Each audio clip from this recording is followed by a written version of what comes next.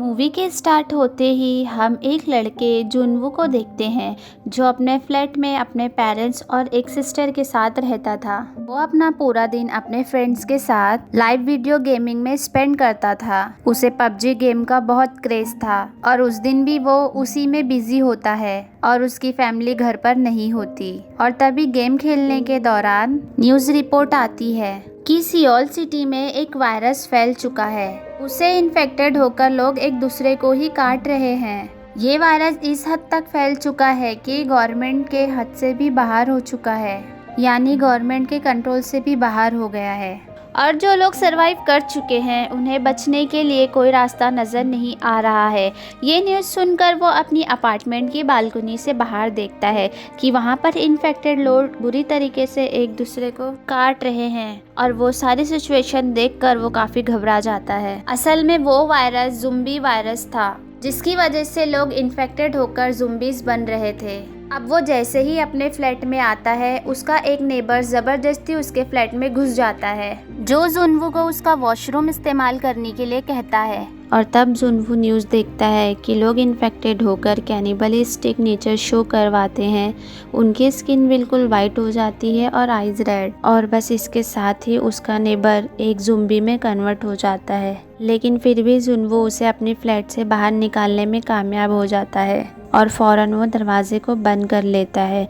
जुनवू को उसकी फैमिली का मैसेज भी आता है कि क्या वो ठीक है, और एक मैसेज आता है स्टे अलाइव। वो एक स्टिकी नोट पे अलाइव लिखता है और उसे वो अपने पेरेंट्स की पिक्चर में चिपका देता है और ये वो एज अ मोटिवेशन करता है। जुनवू खुद को फ्लैट के अंदर ही बंद कर लेता है। दरवाजे पे fridge as a barricade use करता है ताकि वो ज़ुम्बीज़ अंदर एंटर ना हो सके। हेल्प के लिए वो एक सेव नोट यानी कि स्टे अलाइव सोशल मीडिया पे अपलोड करता है ताकि कोई तो उसकी पोस्ट को पढ़कर उसकी हेल्प तो करे, और कोई भी उसकी हेल्प के लिए नहीं आता।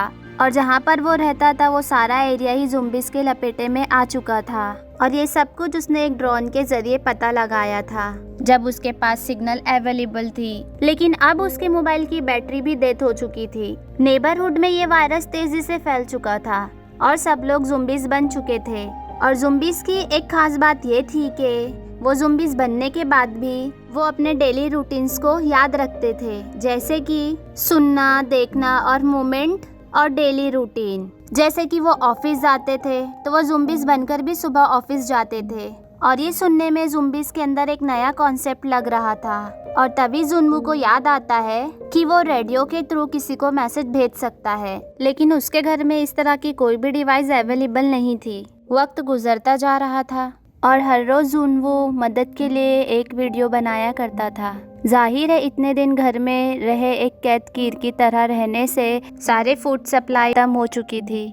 और तभी रात में वो एक पुलिस ऑफिसर को भी देखता है जो खुद को बचाने के लिए उन ज़ुम्बीज़ से लड़ रही थी, लेकिन वो ज़ुम्बीज़ उसे भी मार डालते हैं। और वो सब कुछ जुनवू के आंखों के सामने हो रहा था। ज़ुम्बीज़ का ध्यान अपनी तरफ करने के लिए उसे बचाने की कोशिश करता है, लेकिन इसका कोई भी फायदा नहीं होता।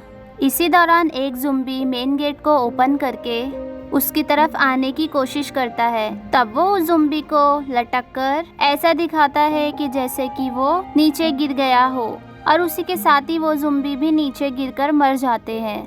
लेकिन जुनवू समझदारी का मुजाहरा करते हुए बच जाता है। अब इन ज़ुम्बीज़ से तो वो जान बचा लेता है और फिर देखता है कि घर में खाने की तो सब चीज़ें ख़त्म हो चुकी हैं, और तब वो ड्रिंक करके अपना गुजारा चलाता है। स्टार्टिंग में उसे बहुत अच्छा फील होता है और फिर उसे इल्यूसिनेशन होते हैं। उसे ऐसा लगता है कि उसकी फैमिली घर आ गई है और सब कुछ नॉर्मल हो गया है, लेकिन असल में ऐसा कुछ भी नहीं हुआ था। सडनली उसके मोबाइल का नेटवर्क रिस्टोर होता है और उसकी फैमिली का एक मैसेज आता है जो कि एक वॉइस मैसेज होता है। वो इंसान की वॉइस में लास्ट मैसेज होता है कि अब वो भी ज़ुम्बीज़ बन चुके थे।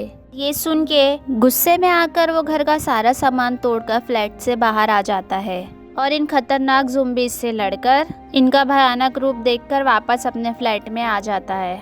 और बस उसके जहन में एक ही बात घूम रही थी, और वो थी स्टे अलाइव। इन ज़ुम्बीज़ को देखकर वो ये डिसाइड कर लेता है कि वो ज़ॉम्बीज़ तो बिल्कुल भी नहीं बनेगा। ये सोचकर वो खुद को फांसी लगाकर सुसाइड करने वाला था। तभी कोई सामने वाली फ्लैट से एक लेज़र लाइट की मदद से उसे बचा लेता है। वो उठकर देखता है कि उसके सामने वाली फ्लैट में एक और सर्वाइवर बची थी जिसका नाम किम यूबिन था। वो दोनों रोज सिग्नल के थ्रू एक दूसरे से बातें किया करते थे। यूबिन ने अपने घर के मेन डोर पर एक ट्रैप भी लगाया था जिसमें एक ज़ॉम्बी फंस भी गया था और मौके का फायदा उठाकर यूबिन उसे मार डालती है।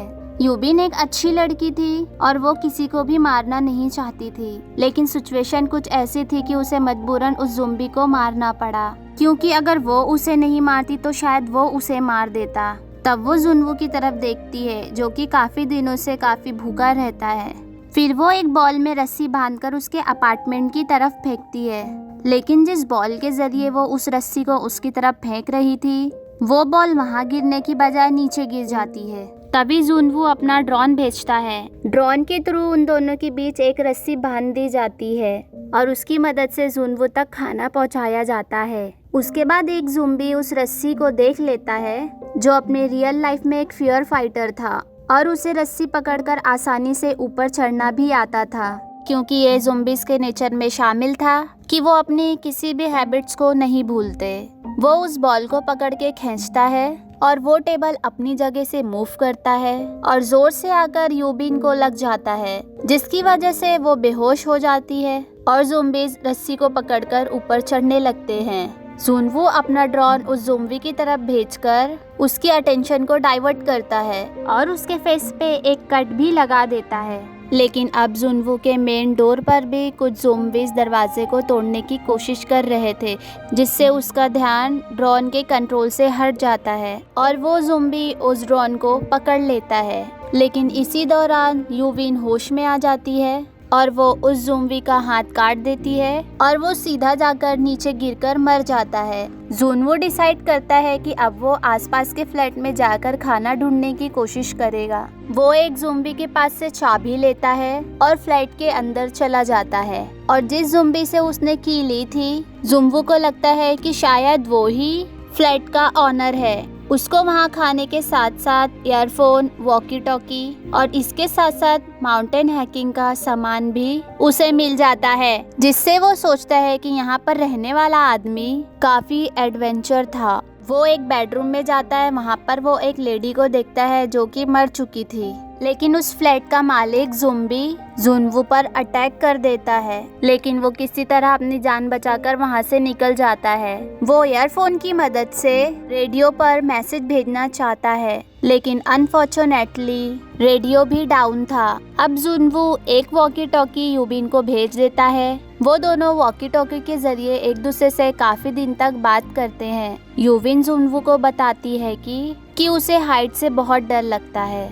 यहाँ पर हमें ये रियलाइज होता है कि खाने पीने के अलावा इंसान को किसी के साथ की भी ज़रूरत होती है, क्योंकि अकेला रहना भी कभी कभी इंसान के लिए किसी नुकसान से खाली नहीं होता। पानी पीने के लिए ये दोनों बाहर कंटेनर्स रखा करते थे और जब बारिश होती थी तो वो कंटेनर्स भर जाते थे। एक दिन बहुत सारे ज़ॉम्बीज़ उस पूरे अपार्टमेंट में फैल जाते हैं। उन ज़ॉम्बीज़ के मूवमेंट से ऐसा फील हो रहा था कि जैसे बारिश हो रही है, लेकिन असल में वो उन ज़ॉम्बीज़ के भागने की आवाज़ थी। यूबिन से कुछ चीज़ें गिर जाती है जिस पर साउंड हो जाती है और सारे के सारे ज़ॉम्बीज़ यूबिन के फ्लैट की तरफ आने लगते हैं। लेकिन तभी जुनवू यूबिन के सामने वाले फ्लैट से घर के लैंडलाइन नंबर से उस पर कॉल कर देता है, जिससे कि सारे ज़ॉम्बीज़ यूबिन के सामने वाले फ्लैट में चले जाते हैं। यानी कि इन ज़ॉम्बीज़ की सुनने की ताकत काफ़ी स्ट्रॉन्ग थी। वो दोनों बात करते हैं कि अगर वो दोनों यहाँ पर ऐसे ही पड़े रहे तो वो एक दिन मर जाएंगे। यूबिन बताती है कि उसने जुनवू के बिल्डिंग पे फ्लैट नंबर 8 पर किसी भी ज़ॉम्बी को नहीं देखा, तो वो कहती है कि उन्हें वहाँ जाना चाहिए, अपने ज़िंदा रहने के लिए खाने को ढूंढना चाहिए। और वो दोनों नीचे आते हैं और उनकी ज़ॉम्बी से एक बहुत ही बड़ी खतरनाक लड़ाई छिड़ जाती है।